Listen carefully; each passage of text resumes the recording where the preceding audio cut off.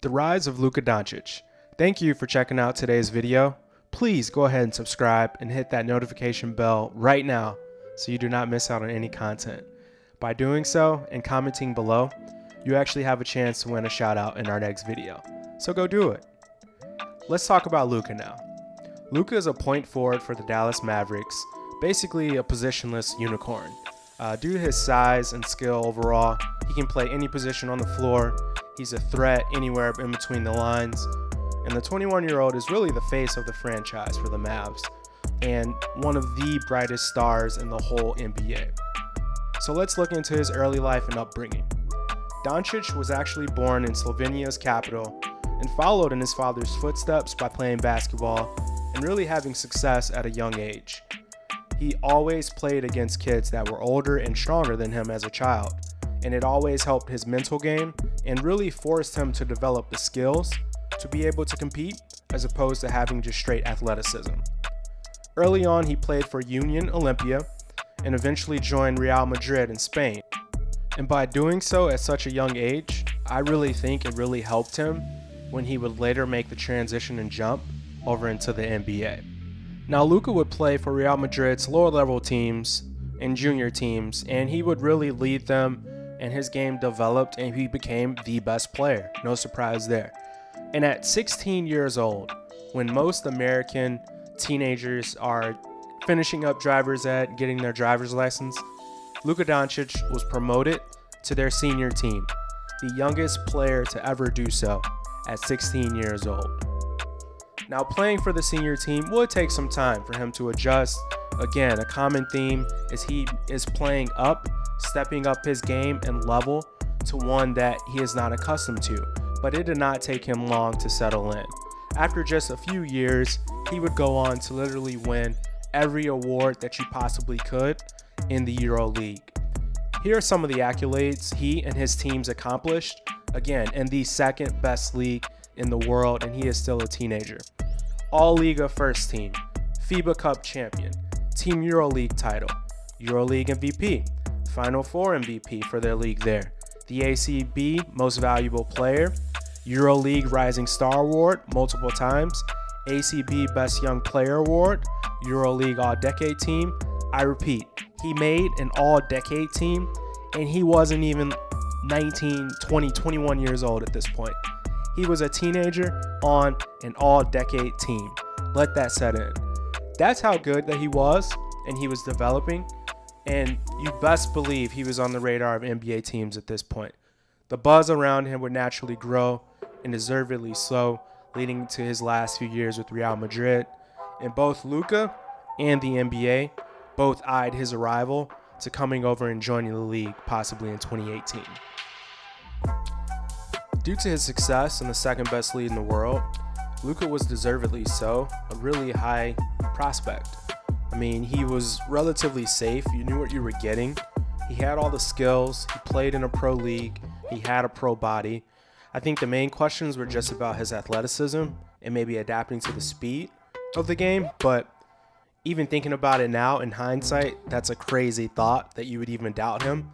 Because again, he'd been playing in a pro league in the second best league in the world for so long and doing well that he easily should have been the #1 pick.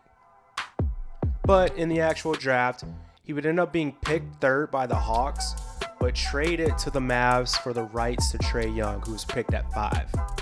So obviously both players are going to be linked together there because of the move, but both of them have done well.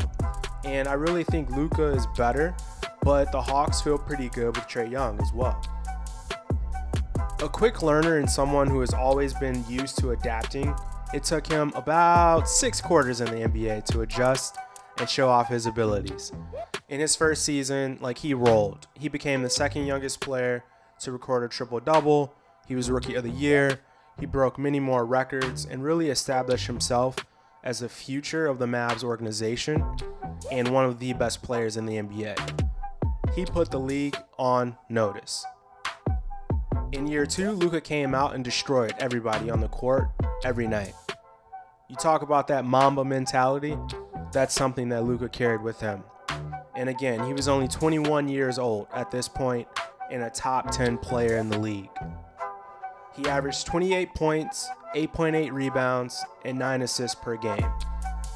And in these recently passed playoffs in the NBA bubble, he put up 31 points, 9.8 rebounds, and 8.7 assists while shooting 50% from all over the field. So he is getting it done. He's basically rolling out a triple-double every time he steps on the court in the NBA at about 20 to 21 years old. And he delivered the best NBA playoff moment and shot. If you live under a rock and didn't see his game winner against the Clippers, you should go check that out right now using that card right above. Luka has already earned the respect and praise of many Hall of Famers, former players, and current coaches in the league. Some of the best praise you can probably receive is being compared to LeBron James. You got Dwayne Wade on record, quoting him saying, Luka is LeBron James-like in the way that he passes the ball and gets the ball to shooters and corners. Steve Nash said, yes, LeBron was gifted, but he doesn't know if LeBron was as polished or skilled as Luka is at the same age, which is interesting. You've got Jay Williams and Kendrick Perkins just talking about Luka's IQ, passing, rebounding, the ability to affect the game in multiple ways, and his size and strength. And when you watch Luka play, you see a lot of the traits and things that the top players have been doing for a few years in his game at such a quick and short time frame that it's truly remarkable to think about. Now, the ultimate and best praise you can probably get is any praise from Greg Popovich, let's be honest. But for Greg Popovich to say you're a combination of Magic Johnson and Larry Bird in the way that you play, the way you control the game, and you make your teammates better, that's mind-blowing and remarkable and a huge testament to Luka's game. So, we hear the compliments, we're seeing all the praises. Let's actually dig into why that's the case and why former players and legends have dubbed him the next great. So the first strength of Luka is his size. At 6'7", about 230 pounds, he can really survey the floor and do anything and get to the spots that he wants to whenever he wants. In a way, he's similar to a younger Carmelo Anthony in that they're both more quicker players than they are necessarily fast or athletic, but that size and then the skill paired with it make them both a handful. Luka's different in the way he play makes and dribbles and has the ball in his hands all the time, but he's displayed he can take hits on the perimeter. He can still finish going towards the cup and around the rim. He also has the physical game to post up, hit mid-range step backs, and also work in that deadly step back three from the long ball. So due to his size, he is a handful and should only continue to get better over time. And his size actually pairs extremely well with his second strength, which is his elite playmaking and passing abilities.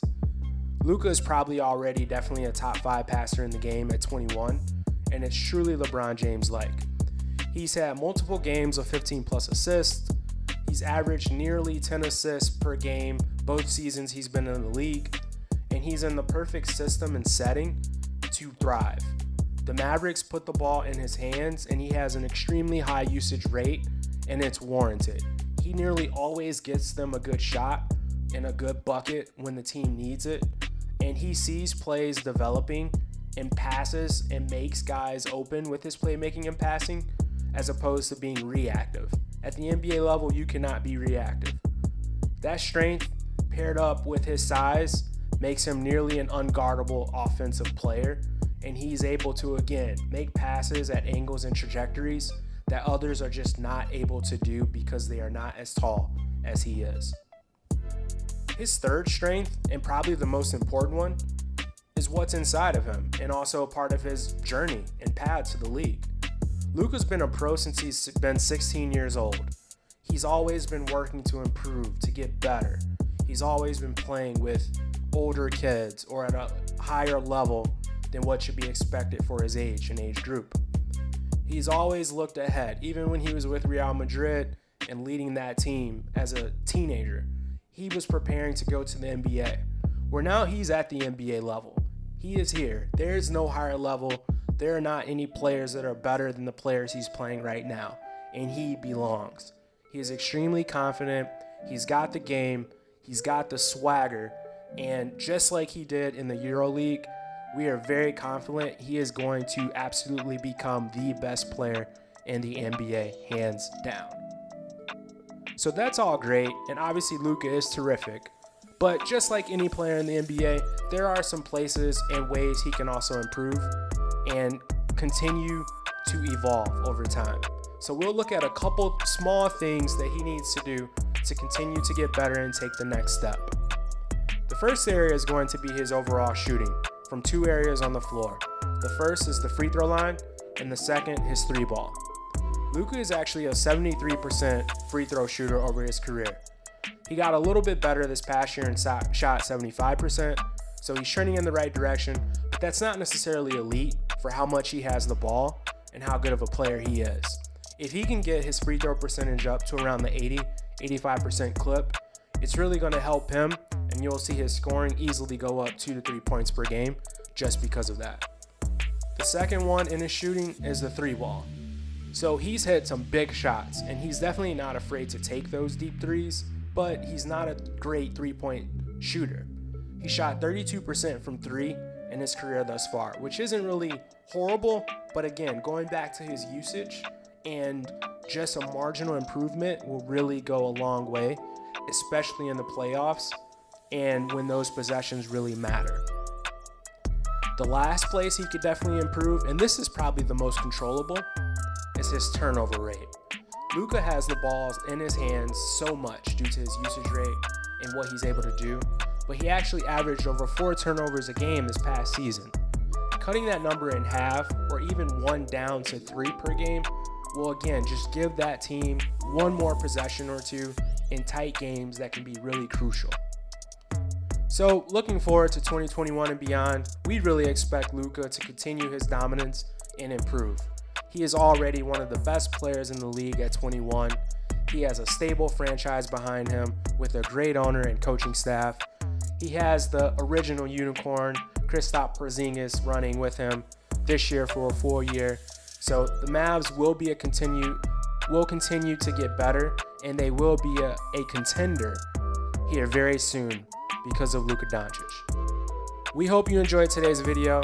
We're a growing channel, so go and hit that subscribe button so you can be a part of the wave. Until next time.